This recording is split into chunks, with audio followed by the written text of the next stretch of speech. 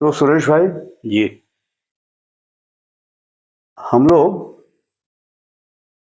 अब धीरे धीरे 50 वर्ष के तो पुराने मित्र हो चुके हैं। जी जी। और मिलने जुलने में हमारा लगभग 10-10 साल का फासला रहा है। जी तो इन 50 वर्षों में देखा जाए तो हम 5 बार मिले हैं, जी जिसको कायदे से मिलना बोलते हैं। अपनी मित्रता दाऊ रामचंद्र देशमुख के चंदैनी गोंदा के संदर्भ से शुरू हुई थी। जी। और उसके बाद तुम हिंदी के प्राध्यापक भी रहे हो, राजनीति। राजनीति के, लेकिन हिंदी के साथ लगाव जी था तुम्हारा। तो दूसरा जो हमारा परिचय था, मेरे साहित्य पर भी तुम्हारी नजर थी। और तीसरा ये था कि मुझ पर तुम्हारी नजर थी। तो आखिर हम कहाँ से शुरू करें और कैसा देख रहे हो? मुझको ऐसा लगता है सतीश भाई कि वो जो आपसे पहली मुलाकात, आपको शायद याद है कि नहीं, पहली मुलाकात बृहस्पति बाजार में बिलासपुर के चंदैनी गोंदा का कार्यक्रम हो रहा था। हम्म। कार्यक्रम समाप्त हो गया। सवेरे आपकी और मेरी बात हुई हाँ। कि अ, उस समय चाचा जी आपके, थे। हाँ, थे। और मेरा ख्याल है मंत्रिमंडल में भी थे। हाँ, थे। हाँ। आपने कहा कि चाचा जी चाहते हैं कि देशमुख जी के साथ सवेरे चाय हो जाएगा। हाँ, ये भी था। हाँ, तो हाँ। आप हम लोगों को लेके घर गए। हाँ। वो हमारी पहली मुलाकात थी। और उस पहली मुलाकात में ऐसा लगा कि मतलब एक आत्मीयता सी जो हो जाती है कि आपकी नजर कल्चर पर भी है, आर्ट पर भी है, साहित्य पर भी है। तो वहां से एक रिश्ता सा बनता गया। फिर आप, मेरा ख्याल है, टेमरी में आपकी उपस्थिति थी। हाँ, टेमरी में था, मैं पूरी रात हाँ रहा। हाँ, पूरी रात। और अभी भी मुझे ऐसा लगता है कि चंदैनी गोंदा का शायद संख्या की दृष्टि से हो सकता है कहीं और रहा हो, लेकिन लगाव की दृष्टि से सबसे सफल कार्यक्रम टेमरी में था। जी पूरा गांव और आसपास के गांव के लोग उस लोक प्रस्तुति को अपनी मान रहे थे। जी दूसरी जगह ऐसा अपनापन रहा हो मैं नहीं जानता। और उसके बाद भी 30 और 40 साल हो चुके हैं। जी टेमरी में आज भी वो याद करते हैं उस दिन को एक बहुत बड़ी घटना की तरह। किसी से मिलो तो कहता है, कितना बड़ा मेला था, कितने लोगों को रोजगार मिला था। ये देखिए, ये मैदान पूरा भरा हुआ था। ये यहाँ सारे ठेले वाले थे, ये चाय वाले थे। वो एक स्मृति में उनके है, एक ऐतिहासिक घटना थी। इसलिए टेमरी बार बार लोक कला के संदर्भ में और चंद्रनी गोंदा के संदर्भ में मेरे पास आता है। और अकेले हमारे तुम्हारे बीच की जी बात नहीं। नहीं है। संतोष चौबे के साथ मेरे काफी अच्छे संबंध रहे हैं। आज तो खैर वो बहुत बड़े व्यक्ति हो गए हैं, लेकिन जब वो बड़े होने की प्रक्रिया में थे तब से मेरा उनका परिचय था। और नाटकों के प्रति उनकी अनुरक्ति तो है। मैंने उनसे भी बार बार ये बात कही कि एक टीम जानी चाहिए टेमरी में, और किसी भी लोक प्रस्तुति के साथ वहां के लोगों का कैसा लगाव होता है और उसको एक ऐतिहासिक उपलब्धि की तरह कैसे बदल देते हैं वो। एक ये भी प्रक्रिया है, इसका अध्ययन होना चाहिए। और दूसरी बात जो मैं हमेशा कहता हूँ और आज भी कहता हूँ, कि किसी भी कलाकार को, छोटे या बड़े, अगर उसको स्थापना मिल रही, जगह मिल रही है, तो उसके आगे और पीछे भी कुछ होता है, अनायास कहीं से टपक कर नहीं आता है। दाऊ रामचंद्र देशमुख के पहले भी लोक कला की बहुत सारी विधाएं हमारे पास थीं, जिसका एक समुच्चय था ये चंदैनी गोंदा। और हबीब तनवीर एक बहुत बड़े कलाकार हुए, जिन्होंने लोक नाट्य मंच को आधुनिक थिएटर में जगह दी, उन कलाकारों को दुनिया दिखाई, उनके साथ साथ छत्तीसगढ़ को दुनिया के नक्शे में स्थापित किया। ये हबीब तनवीर का बड़प्पन था। लेकिन हम लोगों ने क्या किया, उस नक्शे को संभाल कर रख पाए कि हमारा लोकमंच कितना समृद्ध है और वो आधुनिक थिएटर में कितनी बड़ी जगह पा रहा है, और वो जगह देने वाले हबीब तनवीर हैं। इस दृष्टि से नहीं देखा गया। हबीब तनवीर ने कलाकार वहां से लिए, धारणाएं वहां से ली, कथा तत्व वहां से लिए, और उसका परिष्कार किया उन्होंने। आधुनिक थिएटर की जानकारी थी उनके पास, प्रशिक्षित थे वो, तो उस आधुनिक थिएटर में उसको रखा, सामने रखा, प्रस्तुत किया। इस ढंग से कभी नहीं आता है, केवल हबीब तनवीर आते हैं। हबीब तनवीर से उनके लिए मेरे मन में कहीं कोई कम जगह नहीं है, शायद अधिक ही है।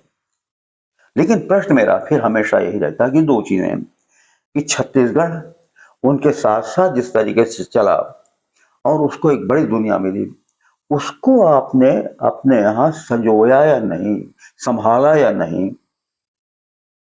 और रामचंद्र देशमुख से यदि हबीब तनवीर प्रभावित थे, तो किस तरीके से प्रभावित थे, उन पर किए जाने वाला अध्ययन कहीं ये रेखांकित करता है, जो कि मुझे तो नहीं दिखता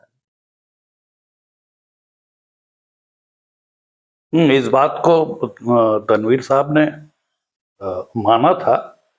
दिनमान के एक अंक में जब वो यहाँ वो कर रहे थे वर्कशॉप इसी यूनिवर्सिटी में नाटकों पर, तो उन्होंने ये बात कही थी कि नाचा पर पहला वर्कशॉप दाऊ रामचंद्र देशमुख ने अपने गांव पिनका पार में 51, 52, 53 में किया था। अंक में संभाल कर रखा था, मगर अब वो इधर उधर हो गया।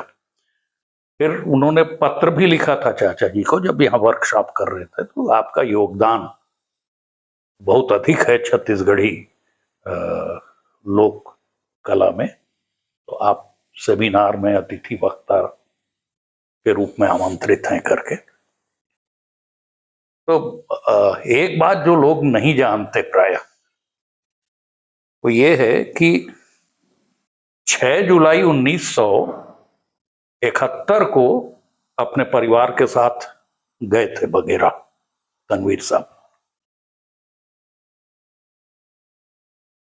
और उनकी मंशा ये थी कि जैसे पहले वो कलाकारों को सबको ले गए थे, उस समय तो जो गम्मत थे वो तो सब हो चुके थे, वो मंचन कर चुके थे थिएटर में उसका, और कुछ नई चीजें एक आध आप दीजिए मुझको। चाचा जी ने उनको कहा कि अभी तक आप छत्तीसगढ़ के हास्य को, गम्मत हास्य प्रधान होता था, बाहर दिखाते रहे हैं शहरों में। अब थोड़ा रुदन जो है छत्तीसगढ़ का, वो भी दिखाना चाहिए आपको, कितना शोषण है, कितनी गरीबी है, और इसमें भी ये हंसते हैं और गाते हैं।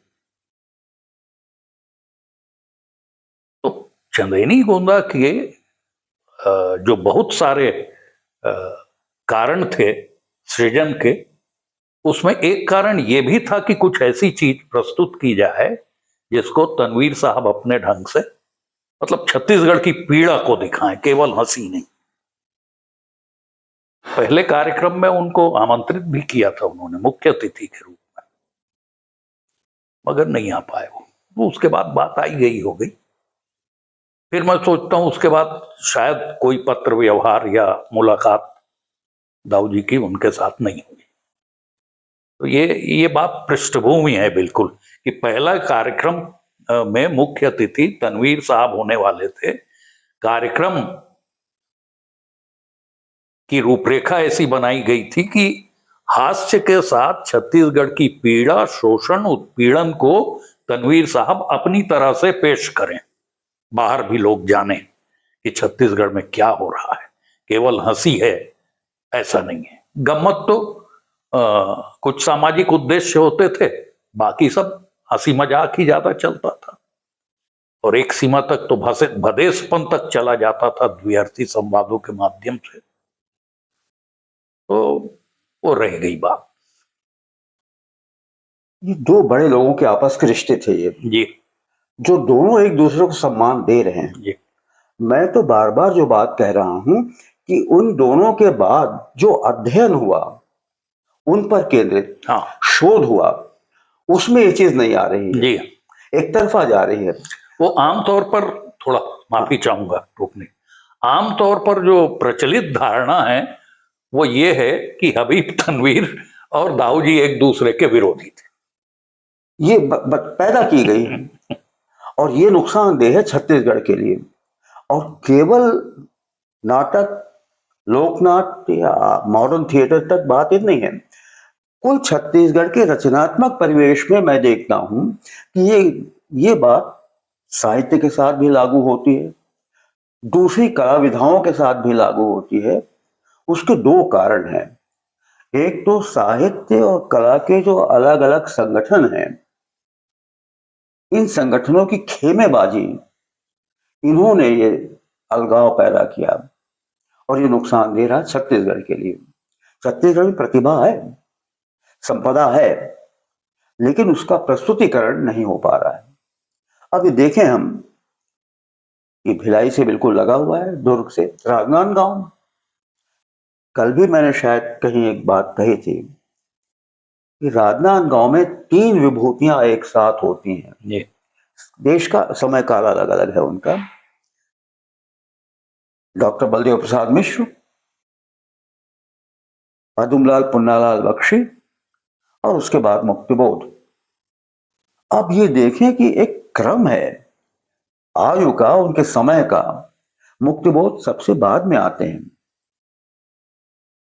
लेकिन ये दोनों, हम उनको कितना याद कर पाते हैं? उन्होंने कुछ लिखा नहीं, ऐसा नहीं। जो भी लिखा है सामने तो आना चाहिए। छत्तीसगढ़ अपने सांस्कृतिक चरित्र के साथ रचना में अगर कहीं आता है शुरुआती दिनों में, वो पद्मलाल पुन्नालाल बख्शी के कथा साहित्य में आता है। नाम का उल्लेख नहीं है, लेकिन उनका लेखन ये बताता है कि ये रचना छत्तीसगढ़ में की गई है, छत्तीसगढ़ के लिए की गई है, और इसमें जो सांस्कृतिक परिवेश है वो छत्तीसगढ़ का है, और इस तरीके से छत्तीसगढ़ स्थापित होता है। ये भी हमारे यहाँ नहीं हो पाया। हम असल में हमारे यहाँ की जो बड़ी लंबी परंपरा है, रचना परंपरा, उससे विमुख होकर चलते हैं और हम तत्काल के आज को देखते हैं। मैं शायद ये बातें इतनी इसलिए कर पा रहा हूं कि मेरे साथ हमारा तुम्हारा थोड़ा सा फर्क है समय का। 60-70 साल का अनुभव है, जिसमें लिखने का ही अनुभव 60 साल के आसपास का है। तो मैंने एक साथ 3 पीढ़ियों को देखा है। मेरी पीढ़ी, मुझसे पहले की पीढ़ी और मुझसे बाद में जो आ रही है, तीनों के दृष्टिकोण का फर्क देखा है। और आखिर में जाकर फिर वही कि मेरे ऊपर आरोप लग सकता है कि छत्तीसगढ़ स्थानीयता को लेकर मैं बहुत ज्यादा बात करता हूं, लेकिन अगर आप उस जगह जमीन के हैं, वहां के अन्न जल से आपका विकास हो रहा है, तो उसके प्रति आपका ऋण होना चाहिए, और वो आपका सबसे नजदीकी अनुभव भी होता है। अनुभव की प्रामाणिकता के साथ आपकी रचना आएगी जहां से आप है। ये बात यहां समझ में नहीं आ रही है। हर व्यक्ति और हर समूह अपने बारे में अधिक सोच रहा है। मैं कोई उसका ठेकेदार हूं ऐसा मैं नहीं कह सकता, ऐसा मैं कर रहा हूं ऐसा भी मैं नहीं कह सकता, लेकिन जो अंग्रेजी में एक शब्द है बाय एंड लार्ज, ऐसा हो रहा है। एक सामाजिक शिक्षण और दृष्टिकोण की व्यापकता की जरूरत तो है हमको। छत्तीसगढ़ अकेले की बात नहीं है, आप जहां रह रहे हैं उसको बाहर किस तरीके से देखा जा रहा है और बाहर आप किस तरीके से पहुंच पा रहे हैं। राष्ट्रीयता, अंतरराष्ट्रीयता जो भी होगी वो तब है जब आप किसी जगह पर हैं। आपकी पहचान तब बन पाएगी जब आप कुछ रच रहे हैं, उससे आपकी पहचान बन पा रही है। हमारा रचा तो गया है लेकिन उसकी पहचान उजागर नहीं की जा रही। अपनी बड़ी परंपराओं के प्रति अपनी क्षुद्र महत्वाकांक्षाओं के चलते हम उदासीन हैं और ये हमारे तुम्हारे या एक दो लोगों के साथ बातचीत से दूर होने वाली चीज नहीं है। ये तो अंतर्निहित तत्व होता, अपने भीतर से निकल कर आएगा तब होगा। लेकिन कम से कम शुरुआत हमारे तुम्हारी तरह के लोगों के साथ हो सकती है जो हम बात कर रहे हैं। ये हमारे चिंतन में है ये।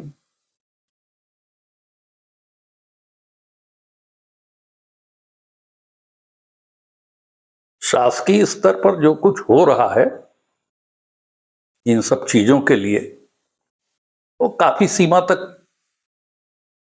पीड़ादायक भी है। मेरे देश में देखता हूं कि बहुत कुछ ऐसा घटित हो रहा है जिसको नहीं होना चाहिए। अब कभी आप छत्तीसगढ़ी पर सम्मेलन हो रहा है तो 5 स्टार होटल में हो गया, ठीक है, लोग आए खाए चले। रचनात्मकता क्या है, क्या कर रहे हैं आप, उसमें क्या विचार विमर्श हो रहा है, ये ज्यादा महत्वपूर्ण होता है। अब केवल मुझको बड़ी कोफ्त भी होती है जब शुद्ध छत्तीसगढ़ी के नाम पर कई लोग मतलब ये कहते हैं कि ये हिंदी शब्द आ गया यहाँ पर ये आ गया, यहाँ पर वो आ गया। कोई भी भाषा समृद्ध उसी समय होती है जब उसमें ग्रहणशीलता होती है। यदि ग्रहणशीलता नहीं है तो भाषा धीरे धीरे तो मरते जाती है। जैसे अब हमारी जितनी बोलियां हैं, कहाँ थोड़ा थोड़ा, अभी अभी मैं देख रहा हूं कि गोंडी में बहुत मेहनत हो रही है भाषाओं में। उसमें आपके व्हाट्सएप में, फेसबुक में, सब में गोंडी पर उसके व्याकरण आ रहे हैं। इस शब्द को क्या कहते हैं, इस शब्द को क्या कहते हैं, रचनात्मकता दिखती है उसमें। तो ऐसे ही अब जब हम कह रहे हैं कि छत्तीसगढ़ी राजभाषा होनी चाहिए तो उसके लिए हालांकि पहले की अपेक्षा बहुत, मगर साधन हो गए। थोड़ा सा इतना सा लिखा किताब छप गई है, स्तर क्या है कोई बताने लायक है जिसको 10 जने पढ़ें। और कई लोग ऐसे थे जो जिनकी किताबें नहीं हैं मगर बहुत जबरदस्त लिखने वाले लोग थे। उनमें से अभी अभी एक गए हैं, गिरवरदास मानिकपुरी। तो सतीश भाई आप कभी पढ़ते हो उसका, मतलब क्या पकड़ थी छत्तीसगढ़ी पर,